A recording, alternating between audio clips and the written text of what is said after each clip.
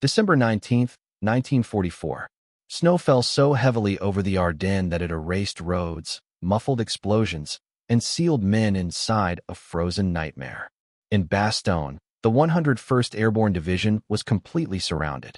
German tanks and infantry pressed in from all sides, their artillery pounding the town day and night. Nearly 10,000 American paratroopers were trapped with no retreat, no air support, and no guarantee that help was coming. Ammunition was almost gone. Medical supplies were exhausted. Wounded soldiers lay in freezing cellars, their breath visible in the dark as medics worked by candlelight, reusing bandages and saving morphine for those closest to death. Every hour the cold claimed more men than bullets. The Germans knew time was on their side. Panther and Tiger tanks crawled through the snow-covered forests, tightening the ring around Bastogne. The weather grounded Allied aircraft, preventing supply drops or close air support. Roads were buried under ice. Radio messages grew shorter, more desperate. Inside the perimeter, soldiers counted bullets and prayed the shelling would pause long enough to move the wounded. If Bastogne fell, the Germans would control the vital road network of the Ardennes, opening the door for a deeper breakthrough that could fracture the Allied front and shatter morale across Europe. Far from the front, General Dwight D. Eisenhower stood over a massive operations map, red pins marking German advances, blue pins showing American units being pushed back. Bastogne sat at the center like a wound that refused to close. Eisenhower was exhausted, his face lined with worry. He asked the question everyone feared. How long can they hold? The answer came quietly. For days. Maybe less. The room fell silent. For days before hunger, cold, and steel wiped out an entire division. For days before the political and military consequences became irreversible. Advisors spoke of impossibilities. The weather was too severe. The roads were blocked. Any relief force would have to fight through snow, ice, and German armor. Yet Eisenhower understood the stakes. 10,000 Americans were counting on him. The Allies were counting on him. As he stared at the map, one name forced its way into his thoughts. George S. Patton. Bold. Aggressive. Unpredictable. The only commander who might attempt what logic said could not be done. Eisenhower leaned closer, his voice barely above a whisper, as if speaking to himself. For days. That was all they had. And in that frozen silence, the fate of Bastogne hung on a decision that would soon shock the world. December 19th, 1944. At the Supreme Headquarters Allied Expeditionary Force in Verdun, the air felt heavy, as if the walls themselves understood the gravity of what was unfolding. Maps covered the long table, edges weighed down by folders, reports, and coffee cups gone cold. Red arrows marked German advances. Blue lines showed Allied units stretched thin. At the center of it all sat Bastogne, small, circled, and bleeding. General Dwight D. Eisenhower stood quietly, hands resting on the table, eyes fixed on the map. Around him, senior commanders waited, grim-faced, calculating, afraid to speak first. The situation was laid bare without embellishment. The 101st Airborne was completely surrounded. Nearly 10,000 men were holding a shrinking perimeter. Ammunition was critically low. Medical supplies were almost exhausted. Winter storms had grounded Allied aircraft, cutting off resupply and air support. Units to the north were engaged and unable to break free. Units to the south were facing frozen roads, fuel shortages, and German armor. Every possible solution seemed to arrive too late. Eisenhower finally broke the silence. How quickly can we mount a relief operation? His voice was steady, but everyone in the room understood the urgency behind it. The answers came slowly, reluctantly. A general cleared his throat and pointed to the map. Sir, to shift forces will take time. The roads are iced over. Supply lines are already strained. Another officer added, even under ideal conditions, it would take at least a week. Maybe more. Eisenhower looked up sharply. We don't have a week, he said. 4 days. 4 days is all they have. The room went quiet again. Snow tapped faintly against the windows, the only sound breaking the tension. The logistical reality was brutal. To reach Bastogne in time would require pivoting entire formations, 3 divisions, nearly 90 degrees across the front. Tanks, trucks, artillery, fuel, food, ammunition, all had to move through snow-choked roads and sub-zero temperatures while German forces pressed from every direction. It was not just difficult. By conventional standards, it was impossible. Several commanders exchanged glances, whispering calculations, already seeing failure before success could even be imagined. Then George S. Patton leaned forward. His helmet rested on the table beside him. His expression was calm, almost impatient. "I can do it," he said. Heads turned instantly. Patton continued, voice firm and confident. "I'll pivot 3 divisions of 3rd Army north. We move immediately. My lead elements can be ready to attack within 48 to 72 hours. A murmur spread through the room. Some shook their heads. Others stared at the map in disbelief. One officer whispered, "In this weather? Those roads." Eisenhower studied Patton closely. "George," he said carefully, "can you genuinely do this?" Patton didn't hesitate. "Yes, sir. I've already prepared contingency plans." He tapped the map. December 22nd. 4th Armored Division attacks north toward Bastogne. The Germans won't expect it. They think we're still pushing east. The confidence was startling. Not arrogance, certainty. The kind that unsettled men who lived by calculations and timetables. Eisenhower straightened, feeling the full weight of the decision settle onto his shoulders. If Patton failed, the 101st Airborne would be lost. Morale across the Allied armies would suffer a devastating blow, and Patton himself would bear the blame for risking everything on a gamble. Eisenhower met Patton's gaze. "If you fail," he said quietly, "we lose Bastogne. We lose those men." Patton nodded once. "I understand, sir. But if we don't move now, we lose them anyway." The room fell silent again, but this time the silence felt different, charged, resolved, fearful. Eisenhower looked back at the map, then at the men around him. He knew this was more than strategy. It was a moral choice. 10,000 Americans were waiting in the snow, counting hours, counting bullets. Finally, Eisenhower spoke. "All right, George. You're on." The decision was made. The clock had started. December 19th to December 22nd. 48 to 72 hours. Frozen roads. Exhausted men. Enemy armor ahead. As the meeting broke and orders began to fly, one truth echoed through the halls of Verdun. The impossible march had begun, and time was already running out. December 20th, 1944. Patton's Third Army began to move, executing a maneuver no one believed possible. Entire divisions disengaged from the Saar front, pivoting nearly 90 degrees in the face of the enemy. Tanks groaned as engines strained against frozen oil. Trucks slid along ice-covered roads. Infantry marched through knee-deep snow, rifles wrapped in cloth to keep the metal from freezing to their hands. The weather was relentless. Blizzards erased landmarks, winds cut through wool and steel alike, and visibility dropped to mere yards. Yet the column pushed north, mile by agonizing mile, racing against time itself. Reports reached Eisenhower almost hourly. Roads blocked, bridges destroyed, fuel delayed. German rear guards ambushed advancing units, slowing the march with artillery fire and sudden counterattacks. Each setback threatened the fragile timetable. Eisenhower stood over his map in Verdun, tracing Patton's advance with a pencil, recalculating distances again and again. Inside his mind, the same thought returned without mercy. If they fail, 10,000 paratroopers die in the snow, and the Ardennes campaign may collapse. He drafted contingency messages he hoped he would never send, his jaw tightening with every new delay. December 21st, Patton ordered maximum effort. 4th Armored Division fought through villages choked with rubble and ice, engaging German armor at close range. Infantry cleared roadblocks under fire, while engineers worked frantically to repair bridges strong enough to carry tanks. Snowstorms battered the columns, freezing men in place during brief halts. Yet still they moved. Patton's messages to Eisenhower remained confident. "We are advancing. Resistance is heavy, but progress continues." In headquarters, staff officers whispered to one another in disbelief. "He's actually doing it." Inside Bastogne, the situation grew more desperate by the hour. The 101st Airborne clung to its shrinking perimeter as German artillery pounded the town without pause.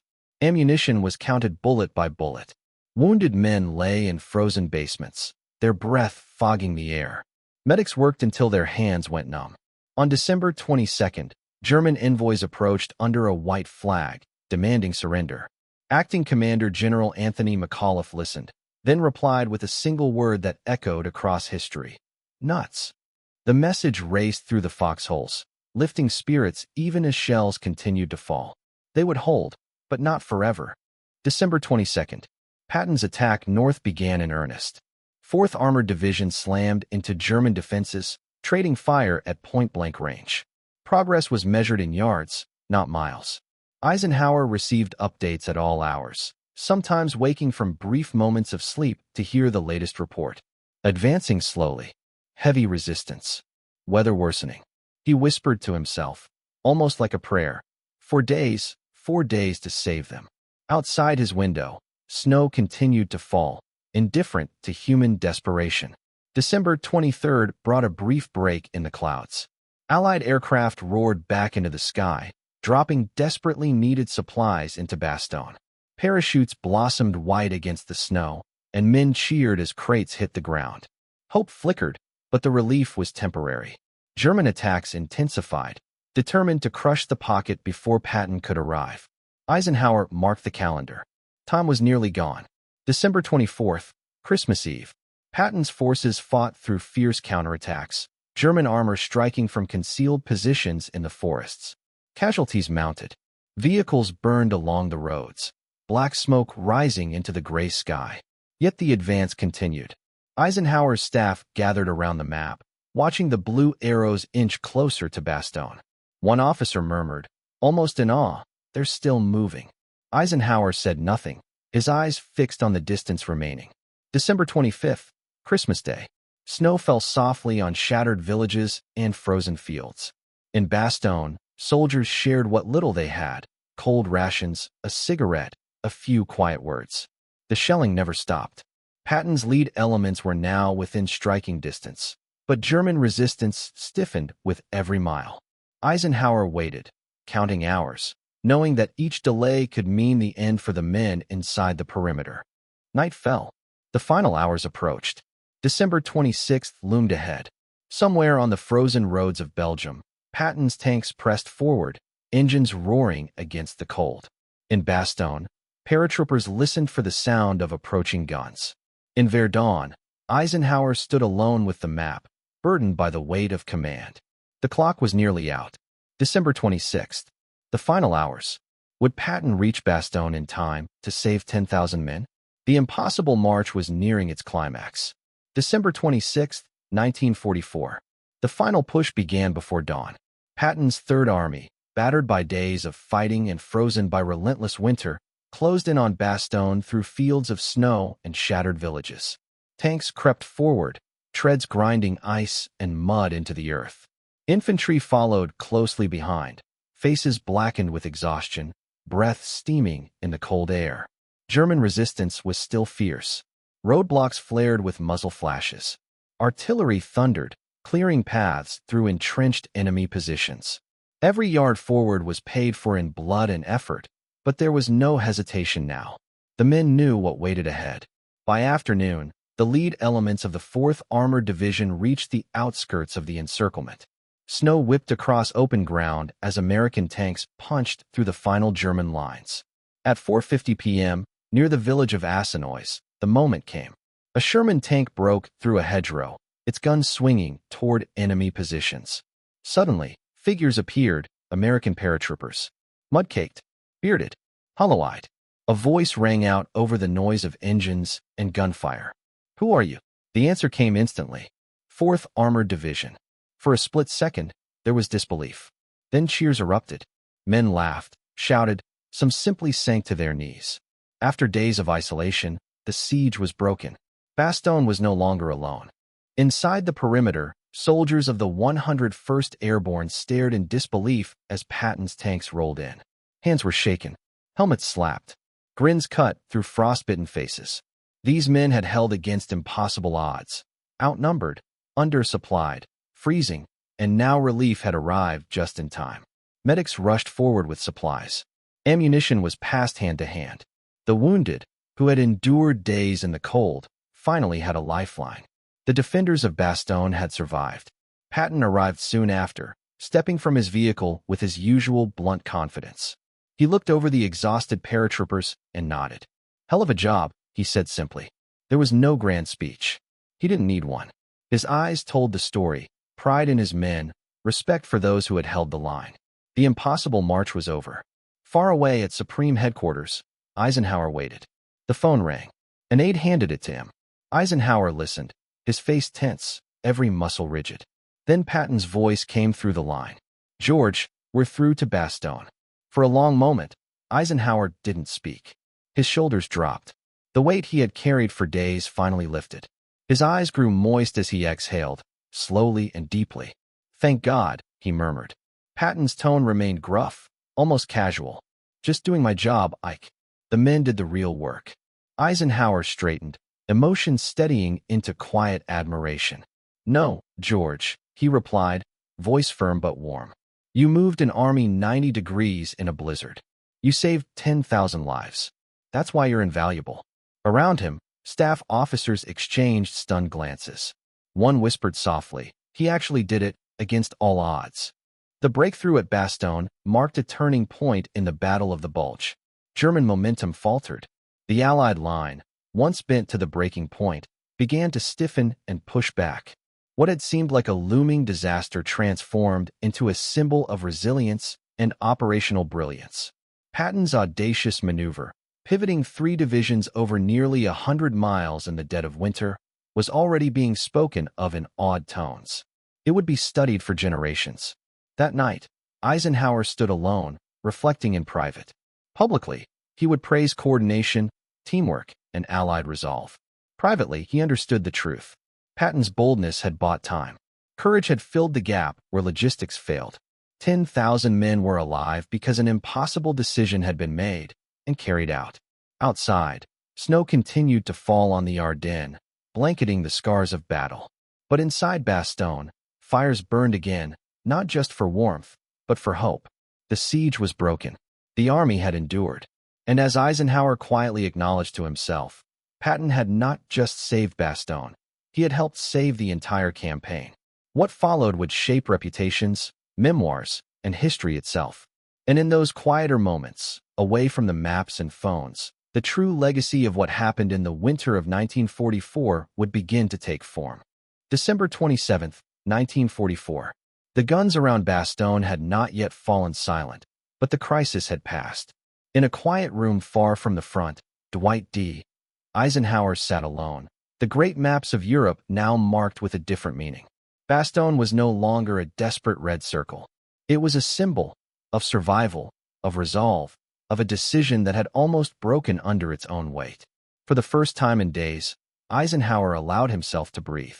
In his private notes, he reflected on the moment relief came, writing of an overwhelming sense of gratitude mixed with exhaustion, the kind that only follows when catastrophe has been narrowly avoided. He thought of Patton, bold, difficult, unpredictable, and yet, in the darkest hour, utterly reliable. Eisenhower understood better than anyone the paradox of command. Patton was not easy to manage. He challenged boundaries, tested patience, and frightened cautious men. But when the situation demanded speed, nerve, and absolute confidence, Patton delivered. In a private letter written days later, Eisenhower praised the operation plainly, without flourish. "Your planning and execution were decisive," he wrote. "Few commanders could have moved so fast under such conditions."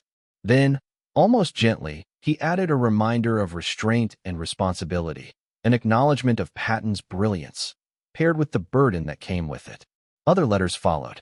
To General George Marshall, Eisenhower was more candid. He described the Bastogne relief as a gamble forced by circumstance, one that carried enormous risk.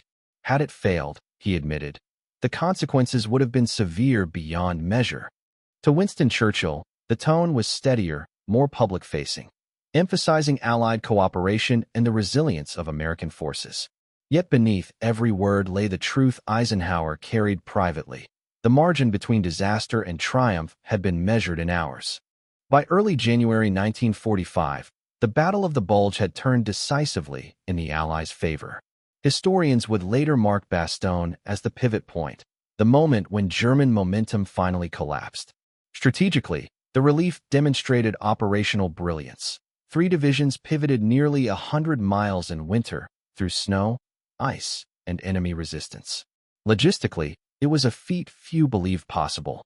Militarily, it preserved the integrity of the Allied front and accelerated the path toward Germany's defeat.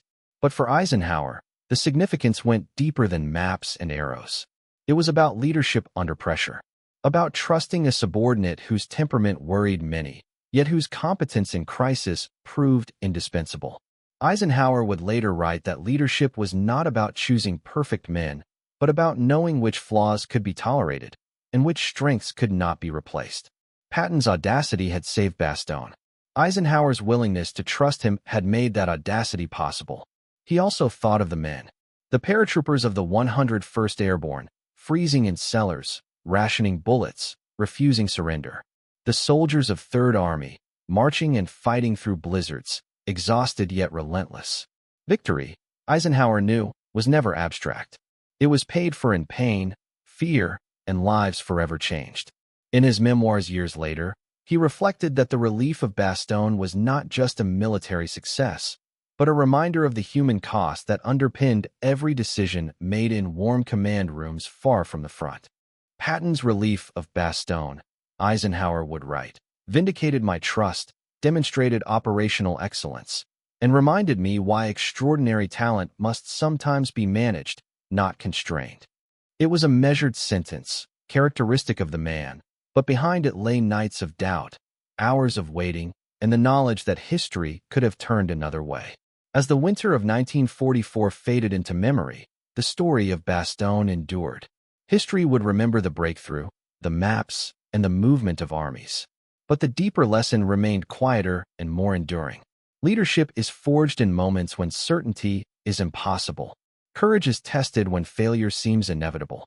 And true greatness, Eisenhower understood, is not only in bold action, but in the trust to allow it. History remembers the victory, but it is the decisions, the audacity, and the human courage behind it that define true leadership.